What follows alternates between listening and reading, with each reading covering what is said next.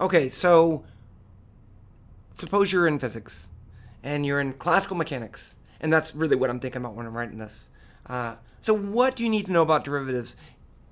Let me go over the most basic ideas so that we're all on the same page with derivatives. And it's not everything about derivatives. It's just enough to get you started. And I'm going to go over the fundamental stuff, okay? The very fundamental stuff, and then I'm going to show you just some of the how-to stuff. Let's get to it. Okay. So suppose I have, let's start with an example of this object moving in one dimension. So here's a ball. It's moving in one dimension with some equation. And I'm going to show you the equation, but I just want to show you the motion of the ball first. Back and forth. Accelerating, obviously. Not even at a constant acceleration. This has the equation of motion. x0 plus v0t plus 1/2 at squared plus, gotcha, 1/6 jt cubed. So this is a constant jerk equation. J is the jerk. It's the derivative of the acceleration, but that's not important. All that matters is that we have a position function. Now let's say that we plot that position function. Here's a plot of the position versus time for that exact same motion. So time's on the horizontal axis, position's on the vertical axis. I think that's all cool, right? We're all cool. So suppose I want to look at the value of the position at some time. Let's say 0.5 seconds. So at 0.5 seconds, I can just go over on that vertical axis, and I can see what the value of x is, and I get 1.75. So 1.75 at t equals 0.5, x is 1.75. This is just a whole bunch of points, right? That's what these graphs do. They tell us a whole bunch of points. But what about the velocity at half a second, at t equals 0.5 seconds? How do we do that? Well, one definition of velocity is the change in position with respect to time. So delta x over delta t. Let's just pick a delta t that's huge. Let's say delta t is 2 seconds. So if I want to, I can find my final x. It's going to be x at t1, 0.5 seconds, and then plus delta t. So I can write this velocity as this. So here I have, this is the final position, right? That's my function of x, t1 plus delta t. That's where it is at the end. Minus where it was at the beginning. That's just t1. And then you divide by delta t. Okay. So if I do that in this case, I put in the position at 2.5 seconds minus the position at 0.5 seconds divided by 2 seconds. And that'd be my velocity. Let's see what that looked like. So here's that same point. Here's the point at x equals point at 2.5 seconds. 2 seconds ahead. If I use these values, I say the velocity at that time of 0.5 seconds, okay, that's what I'm using. It's going to be the final position. I got that. Did I get that backwards? I got that backwards. My fault. It should be the final position of negative 0.05 minus initial position of 1.75, and that's going to be negative 0.9 meters per second. It's the slope of that red line. What if I use a smaller time interval? What if I use a time interval going from 0.5 to 1.5, a 1 second time interval? In that case, I have a different slope. And you see here I get negative 0.7. What if I use a smaller time interval? Here's half a second. And I get a velocity of negative 0.3 seconds. What if I didn't use a time interval at all? What if I found the tangent line for that curve at that point? I actually get a positive velocity. The slope of that curve is actually positive at that point. Okay, so you see here how we can go from a time interval to a derivative. So velocity is a derivative. If I take the velocity, that's my same velocity equation, right? This is the final position, t plus delta x, minus x of t1. I'm using t1 at that case, divided by delta t. If I take the limit as delta t goes to 0, and you did this in your calculus class, I know you did it. I was there. I was watching. Oh, I wasn't watching. I'm just joking about that. Then I get a derivative. So velocity is the derivative of position with respect to time. What would that look like? Well, here's my same position graph, and if I take the derivative at every single point, I get the red curve. And let's just match up some points here. So if I look at the velocity up here, and the graphs aren't completely lined up, but it'll be fine.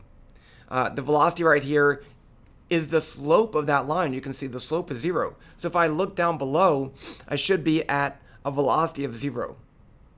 And the velocity, that's where this crosses 0, so that seems to work. Here's another point where the velocity is 0. Those are the easy points to pick out. So at that point, the velocity is 0 because the slope of the position time graph is 0 and the velocity graph is 0. Right here, the velocity is at its maximum negative value. So the slope up here is the maximum negative slope. Here, the slope gets very large, so it has a large velocity, so the velocity increases. So you can see the connection between those two things. So one of the things we do in classical mechanics is take derivatives with respect to time. It's our favorite thing to do, but not our only thing to do. So if I define velocity as the derivative of x with respect to t in one dimension, then I can also write that, and this is what we do in classical mechanics. We write that as x dot. So the dot over the x means I took the derivative with respect to time. 1, it looks cool. 2, is shorter to write. Okay, so that's why we do that. If I look at the definition of acceleration, it's the derivative of velocity with respect to time, which is the derivative of position with respect to time. So it's the second derivative of position.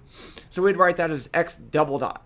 So the 2 dots means take the derivative with respect to time twice, and then you could do it for jerk. You could say that's a 3 dots. We rarely see 3 dots because it gets it's kind of messy. You'll probably only see double dots. You'll see x dot is the derivative with respect to time. X double dot is the derivative with respect to the second derivative with respect to time. Okay, let's look at some of the mechanics of taking derivatives. Here are some common ones. I'm not going to derive these for you. These are the ones that pop up. Okay, and if you ever get to something that's really weird, like a hyperbolic sign or something like that, you can look it up in a table. I don't remember that. So, okay, so if x is, I'm going to just do time derivatives. So if x as a function of time is some constant a, and I take the derivative, x dot is 0. And I put units there just because it has to have some units. It had to be, meters per second. I should put meters per second, but yeah, if that's x. Okay. What about this one? X equals some constant times t to the n. This uses what we call the power rule. So if I have a function, a variable raised to some power n, when I take the derivative, I just bring that value out front and I reduce that by 1. So that'd be multiply this by n, and then the power is now going to be n minus 1. So that works. There's some other things in here about product rules and chain rules, but I'll talk about that later. Here's another one that comes up. E to the omega t. If you have an exponential and you take the derivative, you get the same thing back. But you have to take the derivative of the stuff on the inside, and I'm going to show you why that is. So I have to take the derivative of omega t, which is just going to be omega. So I get a omega e to the omega t. Don't forget that other omega. I see a lot of people miss that other omega. Don't let that be you. Here's another one that comes up, cosine omega t, a cosine omega t. The derivative of cosine omega t is negative sine omega t, but again, you got to take the derivative of the inside stuff. The derivative of omega t is omega, so you get an omega out front. And then for a sine omega t, the derivative is cosine omega t, so you get another omega out there like that. Okay, those are most of the ones you're going to see that aren't a chain rule or a product rule, which would be combinations of these things. These are the ones that you should probably memorize, but you be you. I memorize them, but you do what you want to do. Okay, so the chain rule is really kind of weird, but let's say I have the derivative of x with respect to t. Remember that dt, it's just a delta t. It's a delta t where the t goes to 0. So think of that as delta t. If that's the case, I can add in a du over du, and I could rearrange all of them. So I can get a derivative of x with respect to some other variable u, multiplied by the derivative of that variable u with respect to t. Super useful, super useful. So here's an example. There's a couple examples that seem kind of different, but they're the same thing. So here I have some function of u raised to the power. Well, I know the power rule. right? So I can take the derivative of this with respect to time, and then take the derivative of, that would be this, du dt, and then I can take the derivative of, and then take the derivative of the thing inside with respect to t, which I shouldn't have called it u. So if I use the power rule, I'll bring the 2 down front, I reduce that 2 by 1, I get 1, and then I take the derivative of the inside. So x dot is going to be 2u, that's the derivative of u squared, but then I have to take the derivative of u with respect to t, so I get du dt. So if you want to write du dt as u dot, that's kind of cool. I would do that. So I get 2u dot. Okay, here's another example. That was an example. So here's a function, f as a function of t, a squared cosine squared omega t. So if I take the derivative of f with respect to time, I have a power rule and a trig function, right? So the first thing I'm going to do is take that power rule. What's the derivative of something squared? Well, I'll bring the 2 down front, so I get 2a squared, and then I reduce that by 1, I get cosine omega t. But now I got to take the derivative of the inside of that thing, which would be cosine omega t. What's the derivative of cosine omega t? Well, it's going to be negative. There's your negative sign. Sine omega t. And then I got to take the derivative of the inside of that. So I get another omega. So I get negative a squared omega cosine omega t sine omega t. Here's another example. I don't know why I did this one. I just do stuff. So here's a function y equals x squared. I can write this dy dx as dy dt times dt dx, which is like, why would you do that, right? But dt, I already said dt is just a time interval. So if I want to find the derivative of y with respect to t, dy dt, y dot, I could write that as, I could say dy dx, because it's in terms of x, is equal to dy dt times dt dx. Notice these dt's cancel, right? So I get what I want. Now, but what I really want to do is to multiply both sides by dx dt. If I do that, then over here, these cancel, and I get dy dt is dx dt times dy dx. So if I do that, I get dy dx times dx dt. So up here, dy dx is 2x. And then I got to multiply by the derivative of x, which is x dot. So I get 2x x dot. Okay, here's the product rule. Again, this comes up. Suppose I have a function that's a product of two other functions. So the function f is equal to some function g times the function h. If I take the derivative of f, and I'm using time, but it works for anything, f dot, what I do is I take the derivative of the function g with respect to time, multiply by h. But then I have to add that to g times the derivative of h with respect to t. Okay, so that's whenever you have a product. Here's an example. This one actually comes up. X as a function of time is a e to the negative bt cosine omega t. So I have two functions. I have a e to the negative bt, and I have cosine omega t. So first I'm going to take the derivative of a e to the negative bt, multiply it by cosine omega t, and then I'm going to add a e to the negative bt times the derivative of cosine omega t dt. So this up here is just going to be a times e to the negative bt, but then I got to take the derivative of the inside, so I get a negative b. So I get negative ab e, looks like negative abe, to the e to the negative bt, and then I have to multiply it by that other part, cosine omega t. And then this one, I get a e to the negative bt right there. The derivative of cosine omega t is negative sine omega t, negative sine omega t. And then I got to take the derivative of the inside, which is omega. There's also a quotient rule. So suppose I have some function that's a division of two functions, g divided by h. I can't remember the quotient rule. I never remember the quotient rule, and I don't have to. Okay, so here's what I do. If I have g divided by h, I can write that as g times h to the negative 1 power. Same thing. Now I can use the product rule. So the product rule says I need to take the derivative of g dot, and then I have h to the negative 1. And then I need to take the derivative of h to the negative 1, which is going to be negative, right? I bring the power down, negative 1. And then I reduce this by 1, I get negative 2. So I get negative 1 times g times h to the negative 2. But then I need to use a chain rule and take the derivative of h, which is h dot. And so then I can write these h to negative 1s. I can just write them as fractions. So I get g dot over h minus g h dot over h squared. Now if I get a common denominator by multiplying this by h over h, then I get g dot minus h minus g h dot over h squared. And that is the quotient rule that I never remember. Okay, here's implicit differentiation. I don't know how often you use this, but I saw it somewhere. So suppose I have some function that has x and y's in it, but it's not solved for x. It's not solved for y. What if I want to find dy dx? I could do that. I could say, okay, I'm going to have solved this for y. I wouldn't recommend doing that, right? Because here, if I solve this for y, I have a cubic equation. It's not easy. Not easy at all. So what I can do instead is just to take the derivative of both sides, not with respect to anything, just the out derivative, the straight out derivative.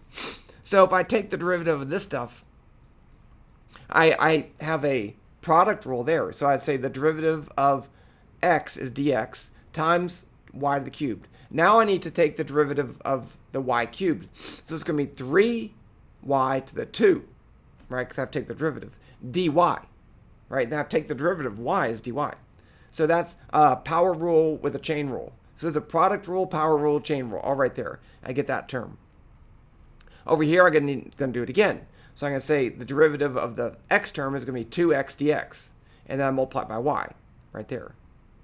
And then I need to take the derivative of y, which is this dy. So I get x squared dy. Then I need to take the derivative of the other side. The derivative of 2 is 0. So now I have a bunch of dx's and a bunch of dy's. And what I want to do is to get all the dx's on one side, all the dy's on the other side. So if I have dx term, and I factor out the dx, I get dx times y cubed plus 2xy. And then I have the dy terms, 3xy cubed squared plus x squared. Now I just need to move those to the other side, move the dy's to the other side. And now I can divide both sides by negative 3xy squared plus x squared and divide by dx. Then I can solve for dy dx, and I get that.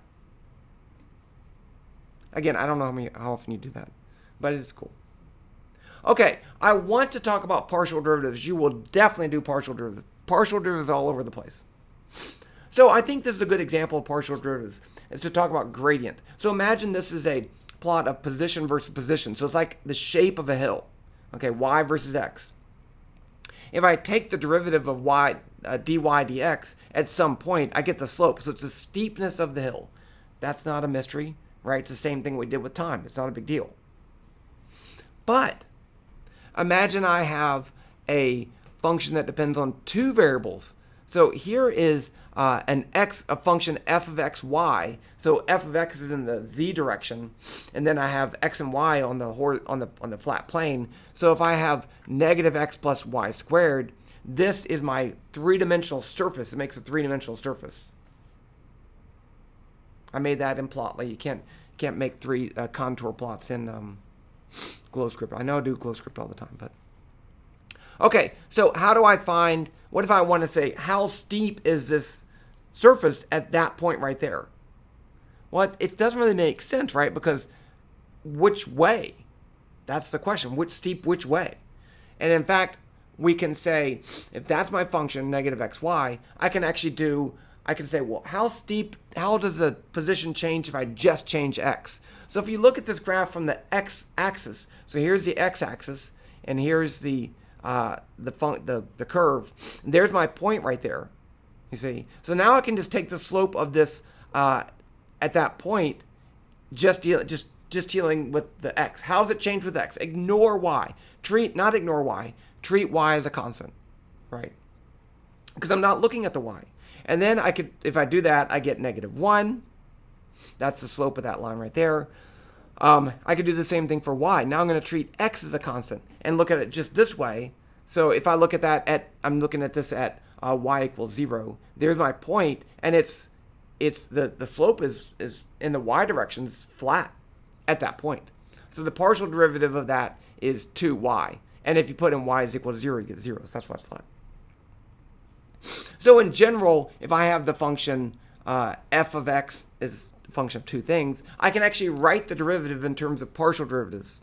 I can say it's the partial derivative with respect to x times dx plus the partial derivative of f times dy. Oh, so in case you didn't notice, partial derivatives, we use this, is it lowercase delta? That's a lowercase delta. Okay, and then in derivatives, we use a d. So they are different. Okay, the partial is different than a derivative. So if I do this, the partial of this function with respect to x, what I'm going to do is keep everything but x constant. So it's just the derivative of negative x plus a constant is just going to be negative 1. And same thing for the partial with respect to y, I'm going to keep this x as a constant, so I get 2y, and then I have to take the partial with respect to y, so which is just going to be, the partial of y with respect to y is 1. And then if I put it together, I get negative dx, because I have to multiply this by dx, multiply that by dy, and that's the derivative. And you could do it another way too. Okay, derivatives with vectors. So if I have a position vector, I could write a position vector as the vector x, y, z. Okay, that's how I like to write it. Some people may write it as x hat plus y hat plus z hat. I'm cool if that's what you want to do. You be you. Okay, I'll be me. What if I take the derivative of r, the vector r with respect to time? This is the vector velocity. And we can do that by just taking the derivative of each component. So if I take the derivative of this function with respect to time, I take the derivative of x with respect to time, that's the x component. The derivative of y with respect to time is the y component. The derivative of z with respect to time is the z component. And then you could write that as x dot, y dot, z dot. So that kind of looks cool. And then I could take the derivative of velocity with respect to time, the vector, that'd be the acceleration, and again, I just do the same thing. But now I'm taking the derivative of the x velocity, which is this x dot, with respect to time. Okay. And that would be vx dot, vy dot, vz dot. Cool. Okay. What if I want to do vector derivatives in non-Cartesian coordinates? What if I use polar coordinates? So in polar coordinates, I define the location of object with the variable r, which is how far it's from the origin, and an angle theta. But I can write this as a vector. I can write the vector position of that using the unit vector r hat, which is the direction of r, the direction r changes, and theta hat would be the direction theta hat changes, and they are perpendicular, which is important. So if that's the case, I could write the vector r as r hat. It's a vector. I need to write it as, I can't write this as r. Now, what if I want to take the derivative? I'd say, oh, well, that's easy. dr dt, well, I take the derivative of r, that's r dot, r hat. That is wrong. You cannot do derivatives like that, like you can in Cartesian coordinates and polar coordinates, because this r hat does change with time. If I move this to some other location, r hat's in a new direction. So I have to consider that r hat is not a constant. In Cartesian coordinates, x hat is a constant. It's always in the x direction. That's not true in polar. Okay, so I'm not going to derive how to do derivatives in polar coordinates. I have a video on that. I'll post it down below. But I just want to, it's a warning. It's not how to do it. You can do it. It's just a lot more complicated. Okay, here's another one that comes up. The del operator, nabla, some people call it. Some people call it gradient. And this is only in Cartesian coordinates. I'm not going to show it in spherical coordinates, which does come up in E&M and in quantum mechanics. It gets a lot more complicated, though. So we define it's kind of like a vector derivative. It's not the derivative of a vector. It's a derivative that is a vector. Okay? So it's a vector where each component is a derivative. So this is really an operator because you can't use it by itself, right? Partial with respect to x is an operator because it doesn't mean anything by itself, but I could operate it on something. Okay, so this is the del operator, nabla, gradient, and if you wrote it as Cartesian coordinate, it'd be x hat partial with respect to x, y hat partial with respect to y, z hat partial with respect to z. And so if I operate this on a scalar function, I'll get a vector, and that's kind of cool. In classical mechanics, this comes up with the relationship between potential, which is a scalar, and force, which is a vector. So if you have the potential, how do you get a vector from that? Well, you use this gradient operator. Okay, so if I take, let's do an example.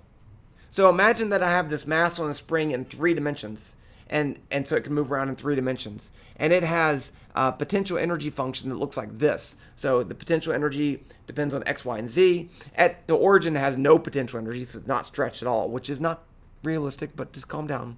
And then k is a spring constant. So if I stretch in the x, y, and z, I can find the energy stored in the spring just like that. Now, what if I want to find the force that goes with that? Well, I'll operate the del operator on that potential. And so I skipped a lot of steps here, but if I take this whole function and I take the partial with respect to x right here, well, I treat that's a constant, so the partial of that with respect to x is 0, partial of that with respect to x is 0. So I only have this. So now I get the partial of x squared with respect to x is going to be 2x. Well, there's a half there. The 2 and the half cancel, so I get k. So I get k times x. So there's a negative sign there too, because I was already there. And then if I do the same thing in the y and the z direction, I get kx, ky, kz. And that is the force due to a spring in 3 dimensions. So it does indeed work. I skipped over a lot of stuff. I told you I was skipping over stuff. Okay, so don't say you skipped over a lot of stuff. I'm just saying this is something we're going to use.